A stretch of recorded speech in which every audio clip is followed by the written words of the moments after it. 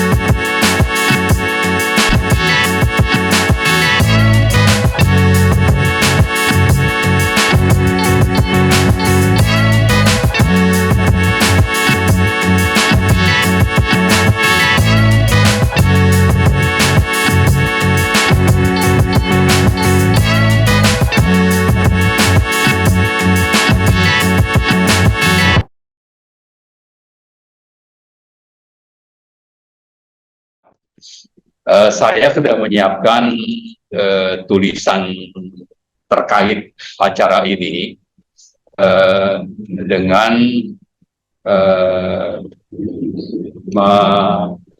mengungkap beberapa aspek terkait dengan penjajahan atau kolonialisme. Di sini yang melakukan penjajahan ya atau kolonialisme itu terutama adalah Cina dan Singapura. Tapi penjajahan juga dilakukan oleh pemerintahan Indonesia sendiri. Jadi penjajahnya itu ada 3 sebetulnya. Nah, kenapa kita sebut penjajahan? Karena memang fakta menunjukkan sejak 6 September itu pemerintah atas nama negara itu menggerakkan aparat gabungan. Ada Polri, ada TNI, ada Ditpam BP Batam, dan Satpol PP. Untuk apa? Untuk melakukan tindakan represif terhadap rakyat, terutama di Jembatan 4 Barelang. Jadi pengerahan aparat gabungan ini bisa kita anggap sebagai tindakan negara menghadapi pelaku kejahatan sistemik terhadap negara. Nah, saya kira ini sesuatu yang menunjukkan tindakan ala penjajah yang terjadi di banyak negara atau pengalaman kita waktu VOC melakukan penjajahan kepada Indonesia selama lebih dari 350 tahun ya. Dalam hal ini kita mencatat ternyata aparat gabungan itu datang dengan sekitar 1010 personil. Ada 40 kendaraan termasuk juga kendaraan tempur. Lalu ada BRIMOB menggunakan senjata dan kendaraan bermotor. Nah, lalu mereka juga ternyata menembakkan gas air mata, ya. secara membabi buta kepada rakyat yang ditujukan kepada dua sekolah, yaitu ada SD 24 Galang, kemudian SMP 22 Galang. Jadi gas air mata oleh aparat gabungan ini memang seolah-olah atau bisa dianggap sebagai tindakan represif kriminal ala penjajah kepada rakyat sendiri, sehingga ada korban sekitar 22 orang ya yang mengalami cedera yang dilakukan dengan mengerahkan aparat pemerintah atau aparat hankam negara. Jadi di sini sebetulnya ada juga pengerahan TNI, seolah-olah ini negara terancam dalam bahaya oleh rakyatnya sendiri. Makanya tadi kembali saya ingatkan bahwa memang ini yang dilakukan oleh aparat gabungan TNI, Polri, dan Satpol PP ini adalah tindakan yang biasa dilakukan oleh penjajah. Nah, kemudian kita tadi sudah disinggung juga oleh Pak Antoni tentang memanfaatkan kedok PSN ya, proyek strategis nasional. Jadi atas nama PSN dan atas nama investasi, negara atau pemerintah ini tampaknya sudah menghalalkan segala cara, seperti menggusur dan merampas hak hidup rakyat. Ini harus kita catat dan ini fakta, dan seperti juga terjadi misalnya di Wadas Bendungan Bener ya, saat aparat berskala besar itu dikerahkan. Tadi 1010 personil aparat gabungan itu dikerahkan untuk menghadapi rakyat yang tidak bersenjata. Tapi juga ini atas nama proyek strategis nasional. Jadi berlindung di balik proyek ini, maka pemerintah itu telah melakukan pelanggaran HAM, seperti melakukan intimidasi hingga penangkapan sewenang-wenang. Jadi fakta menunjukkan aparat negara selalu berpihak dan bekerja untuk oligarki, sekaligus mengabaikan tuntutan dan keinginan rakyat untuk sekedar hidup, seperti yang terjadi di Rempang yang sudah sangat hafal ya, kita baca di media dan disampaikan oleh berbagai kalangan termasuk ormas dan tokoh-tokoh masyarakat. Nah, kemudian saya menyampaikan beberapa hal terkait dengan motif ya. Jadi penjajahan rakyat oleh negara sendiri itu ya, ini artinya penjajah pertamanya itu adalah pemerintahan Republik Indonesia ya, terjadi dan berkait kuat dengan kepentingan dua penjajah lain, yaitu Cina dan Singapura. Indonesia jadi proxy aja. Ya, Rempang Eco City akan dikembangkan menjadi kawasan industri, perdagangan, dan wisata yang terintegrasi. Salah satu produk industri REC ya, Rempang Eco City adalah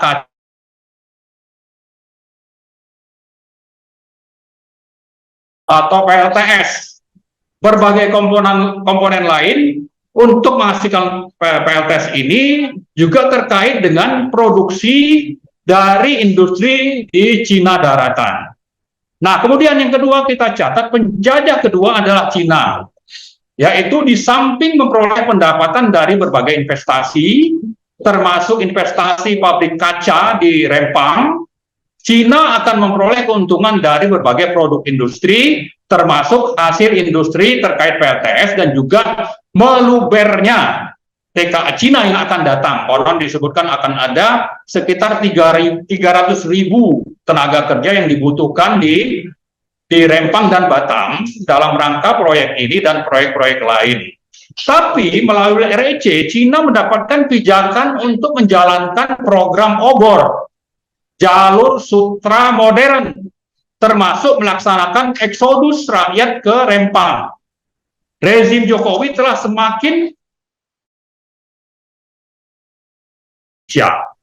Dalam hal ini proyek Rempang Eco City merupakan salah satu implementasi dari 8 butir kesepakatan Jokowi Xi Jinping di Chengdu, Cina tanggal 27 Juli 2023. Jadi hanya sekitar 2-3 bulan yang lalu.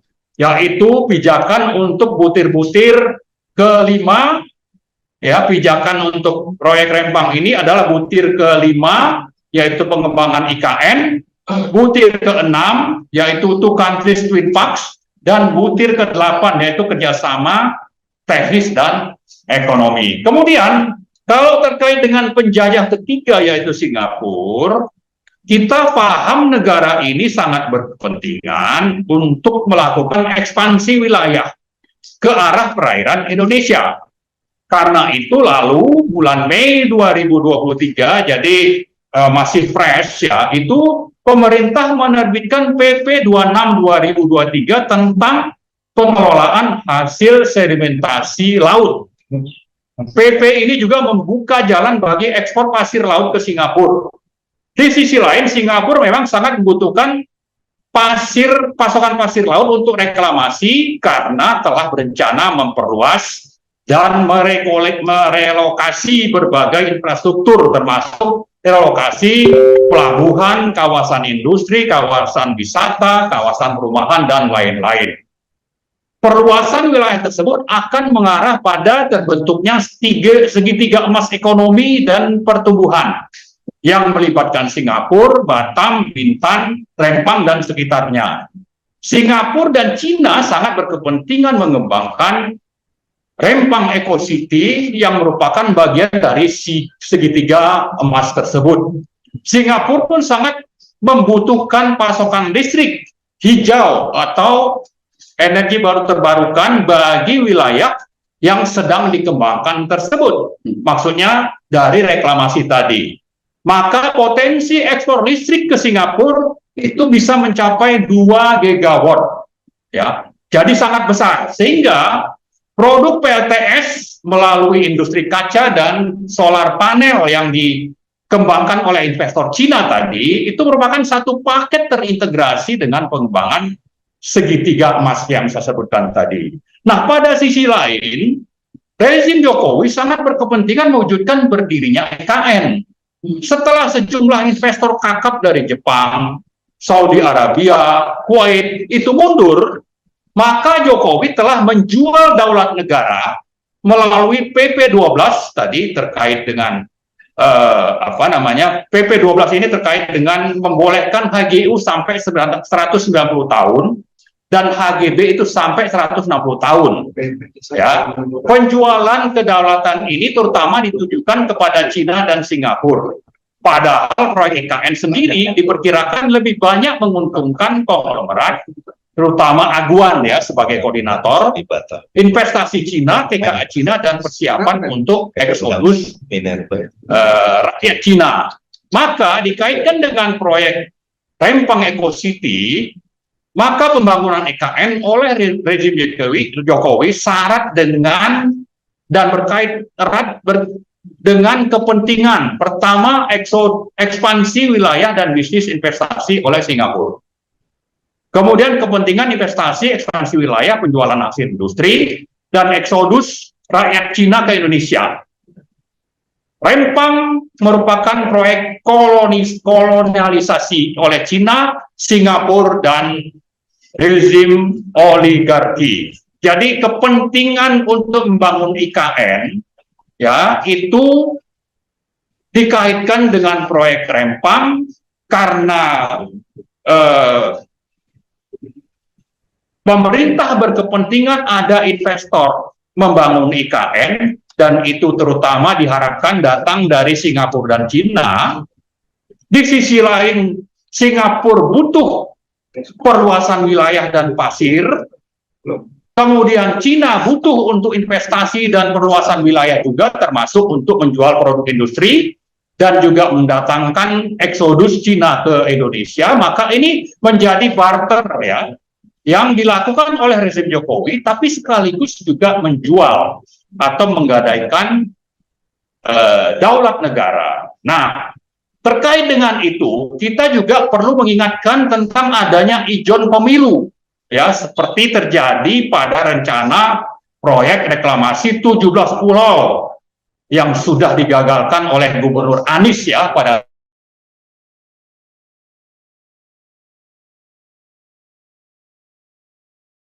2024.